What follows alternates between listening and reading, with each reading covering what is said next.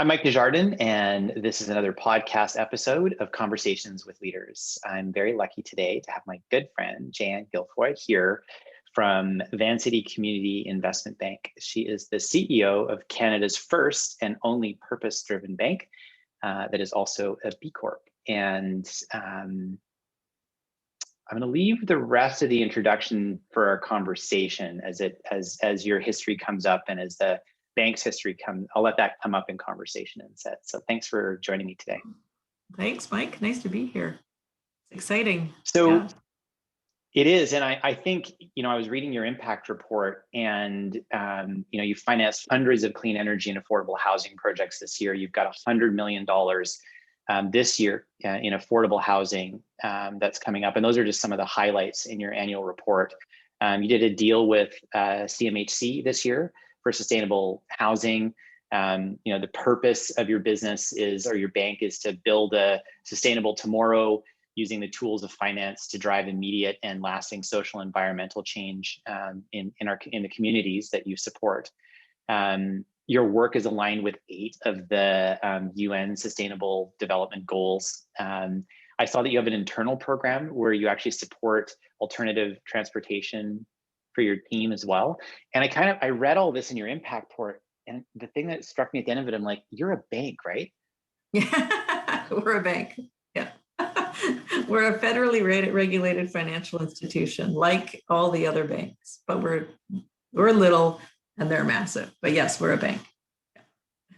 You're a bank, but you're a purpose-built organization, and you're looking to find other purpose-built organizations. Is that a fair? Yeah, that's right. So we are a subsidiary of Vancity. So we come from the credit union's roots of 75 years of history, really driving innovation in financial services, right?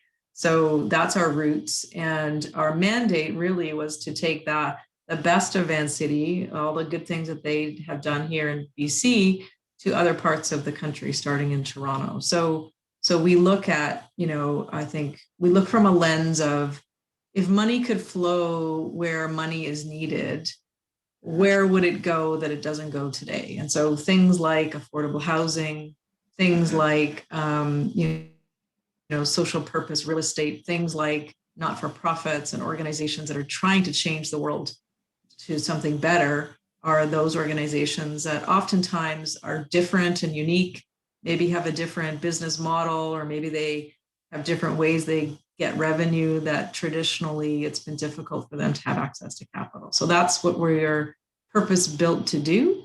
And that's what we're activating in Ontario right now. And, with pandemic, probably broader than just Ontario, but still predominantly in Ontario. Yeah. What I find fascinating is a lot of the challenges that I see that you and your team are attempting to solve as a bank, but as a social purpose bank, are the things that traditionally I would think, and maybe this is just a narrow point of view, I think, well, this is what the government does.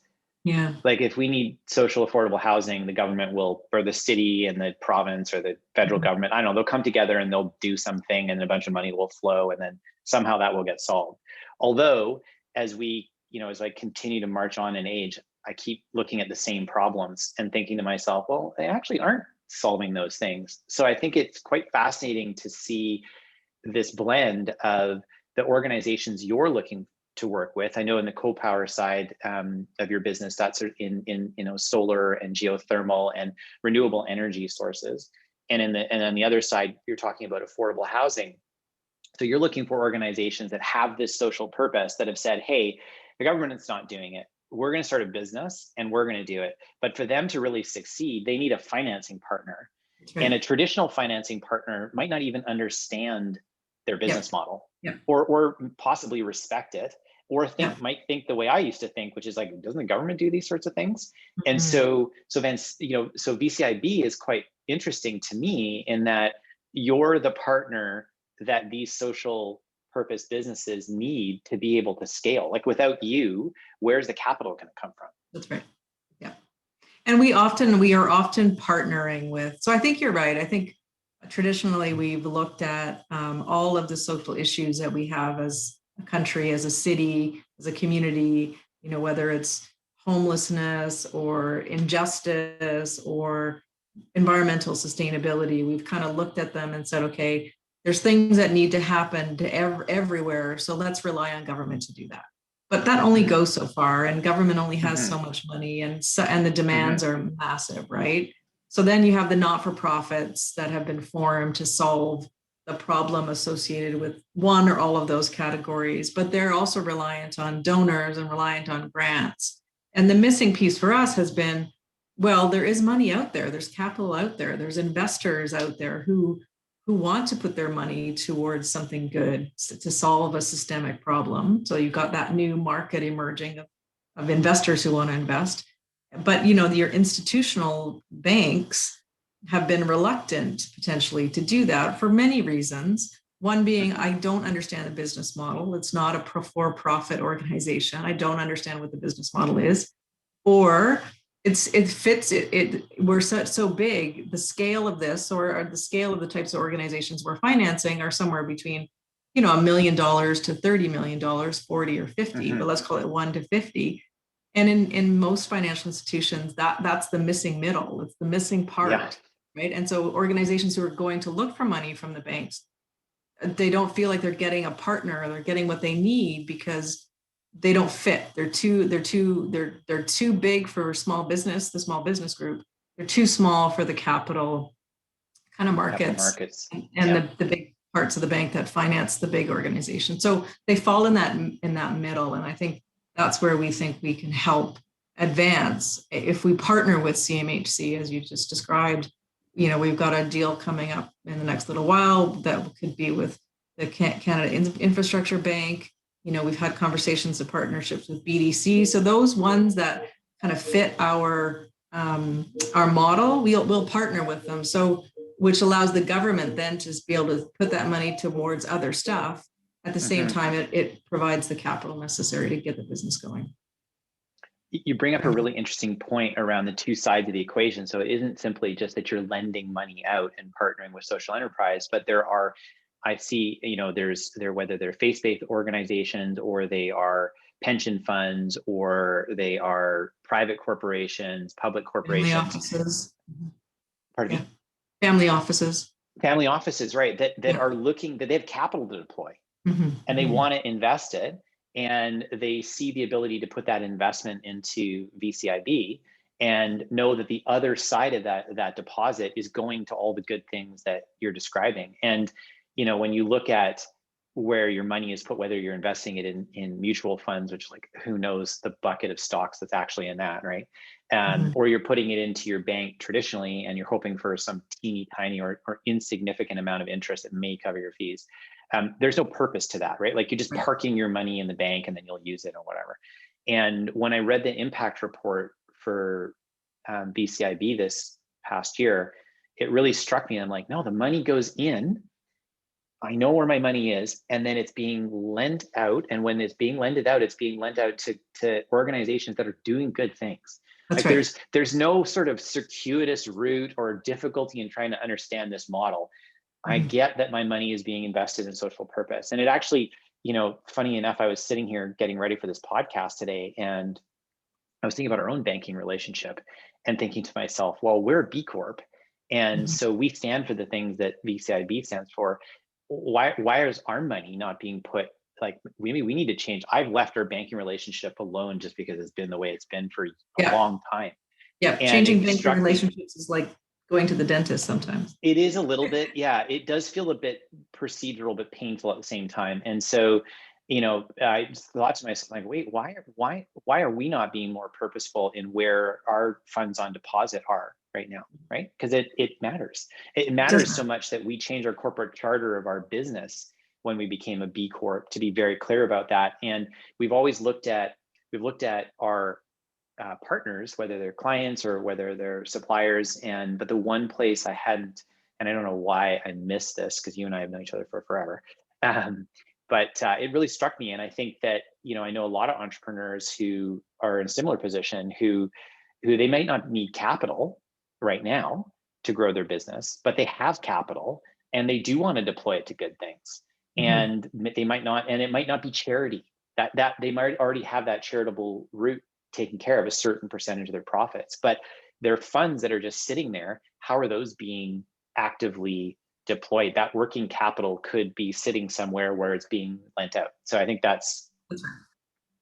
You nailed it, which is really, really great, right? Like I think we have organizations and foundations and investors who, a part of their portfolio they want in a safe, secure deposit. And so, why not invest in a GIC, knowing or a term deposit or a 90-day or whatever? We've got all the deposit products that you would normally get in any other financial institution. And by the way, your money is also going towards the types of commercial lending that we're doing. So, a great example of that for us is there's a little organization in Toronto called the Parkdale Land Trust. And land trusts are going to start to emerge as a more important thing in our communities, because the idea is that the land stays in the community in perpetuity.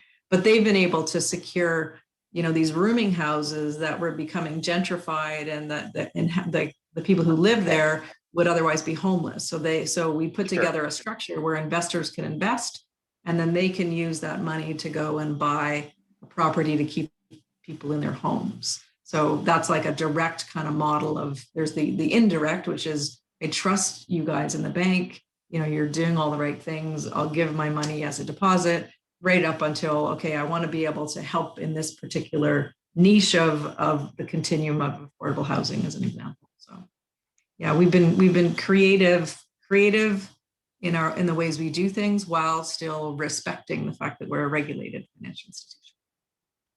It's interesting because when you think about, growing cities like Toronto or Vancouver, global metropolitan cities, and think about the rising real estate prices, which are still happening here in Vancouver right now. Yeah. And I've heard, somebody said to me, well, but price is just expensive to live downtown. I'm like, right, but all the things that you rely on that are the services that you purchase, that the job that is attached to those services, a minimum wage job, for instance, those people have to live somewhere. So this isn't about just solving homelessness. It's about actually having a vibrant community. Like, if you want the local coffee shop to be open, the individuals that work there, if they're making minimum wage or a little over that, where do you plan for them to live? Because they're not going to commute for 2 hours to come work at your favorite coffee shop. So people have to be able to have options in the community. And so I think sometimes when I think there's either, well, you're either homeless or you're not homeless. And I'm like, well, no, actually you could be homeless. And then there's a whole thing. We have other tainted drug supply, which creates another problem for us here in Vancouver. So there is the issue of social housing to get people who are homeless off the street. But then there's the issue of affordable housing. So this is somebody who has an income, has a job, maybe 2 people working, but their income isn't enough to afford the median house price in that city, whether it's Vancouver. And we've talked a lot about Vancouver and Toronto today. And so that creates vibrancy in a downtown core. That's right. And if we don't have that, we'll lose our vibrancy to investors, really, right? Yeah.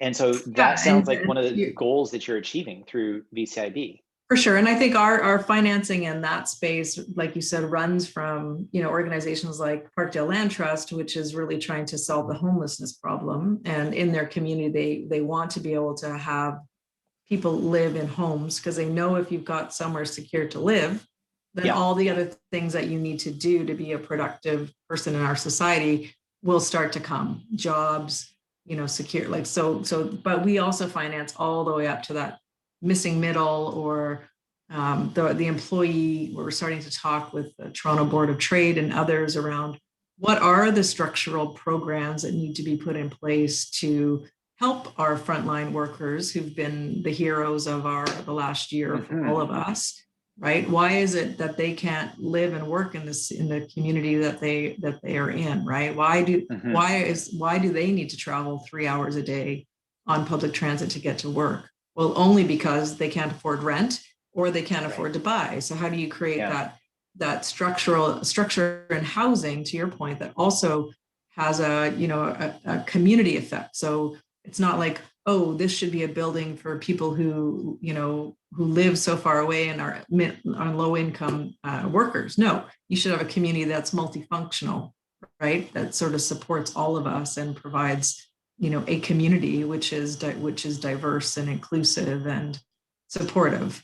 And so I think that's the model that you'll see start to emerge. And that's certainly the conversations that we're starting to have with a bunch of different players, both in Vancouver and Toronto. And I think, to your point, other cities, Ottawa for sure, as I kind of reach out to different, even Winnipeg and Calgary and Edmonton, like most major cities are talking about this because, we've found that through this COVID situation, many people are escaping the city. Well, we've got these beautiful cities that we want to be vibrant. Yeah. So how are you going to bring life back into the cities if you don't have community? So I think it's really important. And you're a bank. It's the thing that keeps, striking me in any conversation. And we don't just sponsor things, right? So we're really in no, you're we think of ourselves you're doing as the work. Mm-hmm. We think of ourselves as a partner. So your success, is like, I think, when we talk about why are you put on this earth, and you've got a reason why you're put on this earth. And I think one of the reasons I'm put on this earth is to help make other people successful. And whether that's people's in their business be successful, or whether that's people who work for me be successful, but that's where I get my most, I feel I'm doing my best when I'm in that space where I'm helping others be successful. And then by doing that, I feel successful myself, right? So the work that we do is very passion driven, and you do just get such, like, there isn't a story that doesn't make me smile because they're doing such great work, whether that's technology to solve a problem, or it's, a service or a building that's going to house, just women entrepreneurs, or it's dealing with affordable issues, or it's geothermal installation in First Nations communities. I don't know. There's like everything that we touch is really quite important work. Our purposes are very well aligned. Personally, my purpose is to make a difference in the lives of others. And the purpose of Virtus is to make a difference in the lives of others by giving the tools to leaders to be better, but also to be aware of their impact on the world. Mm-hmm. Yep. That's I get it. It's like you and I've got along so well. Right? Kindred spirits, yeah. I think one of the things when I look back at this journey that I've been on in my own business, deals are done, exciting things happen. There's this accolades for the things that happen, right? There's press releases. But when I think back, the things that are most meaningful to me are the individual stories of people's lives that have changed, that I've learned about along the way. It's been, over 20 years. And those are the things that really resonate with me. And I'm curious for you, what are the stories over the past couple of years that when you think about your own personal purpose and you think about VCIB's purpose, what are the stories that come to mind that for you, when you hear the story and you reflect on it, you think, that's why I'm doing this. That's why we're doing this. Yeah, so a couple of really cool organizations in Toronto. One is the Center for Social Innovation. And they were, until pandemic hit, a place-based I think they were the first co-working space in the country, run by a phenomenal CEO. She's got lots of passion and ingenuity and innovation. And so it was a way for social purpose organizations to start to emerge and become successful businesses. And so we've been partners with them for 3 years, helped finance their building. And then as we went through pandemic, obviously their revenue stream dried up because, it was a membership-based organization where people were renting desks, and some of them were renting offices, some of them were renting desks. So we helped them kind of through that tough time, and she's forever grateful. And she's almost too effusive in her gratitude because we are a bank, to your point, right? But the first question I phoned her, I said, "Are you okay?" Because I knew her revenue was gone in a day. So because she's entrepreneurial and innovative and smart as heck, she was able to pivot and figure out, okay, how do I make, and then had other oars in the water around the way they grew their business. But I think, it speaks to partnership. It speaks to the creativity that comes from from entrepreneurs who also want to make a difference. Like there's a different level of commitment, right? So that's a great story for us. I like to tell it. She's amazing. And so I think, but those, and then the second one, I think through COVID, that was really just, a spark of an idea around how do we help? Like, we feel this need to deal with the fact that right from day one, COVID was really impacting, frontline workers, people who had no resources, all of the not-for-profits in Ontario and BC and other places had no more money. They used to get their money from events, right? We'd go to galas and stuff. That was all gone. They would get their money from donations. People stopped donating. They would get their money from, raffles and stuff that involved people, right? People coming together. So all that ended. So we were able to, with the help of Vancity, to give a little bit of money to 3 foundations in Ontario. And through that first donation, they were able to accumulate other donors to the tune of, I think eventually all 3 had gotten about 10 million collectively, and took that money right to the front line. Like it went right to the not-for-profits who were dealing with, young pregnant women, who were dealing with Indigenous people who had nowhere to go, who were dealing with seniors who were, it adversely affected and couldn't get access to food, whatever. But that was where that money goes. So that always makes me feel proud that we were able to, put a little bit of seed money out there to make this thing kind of happen.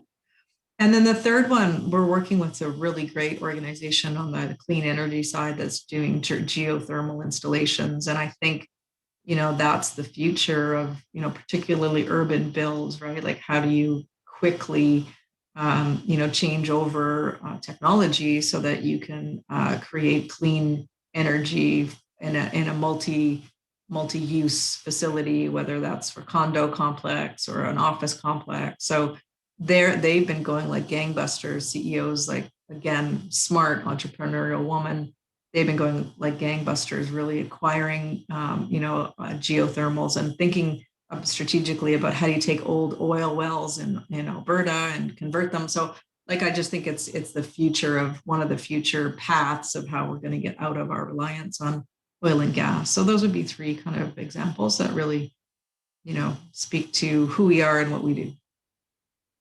I appreciate you sharing those stories. I'm curious if it was a year from today and you and I were sitting down to check in with each other and we had something to celebrate. What is it that you'd want to be celebrating over this, that you've accomplished as VCIB over this next 12 months? I would love for us to be the bank for entrepreneurs who have a purpose like you, right? I would love for us to have a foothold and an involvement in all of the movements around innovation, right? So the innovation economy, the food sector, because we all learned early on that, food is critical to this, right? And like, let's grow our own, let's do it in a more sustainable way. Let's address the challenges that we currently face with the way food has been produced and food has been distributed and, all that kind of stuff, so that there's a more of a fair and equitable distribution of it. I think things around the Indigenous, supporting Indigenous community and their economic development, like, the parts of that ecosystem that I'm involved in is just so fantastic and so needed for those communities to be able to deliver, the entrepreneurship, the money back to community, the independence, the future is bright kind of work. So I think if we could have some great stories in those spaces a year from now, I'd be really happy.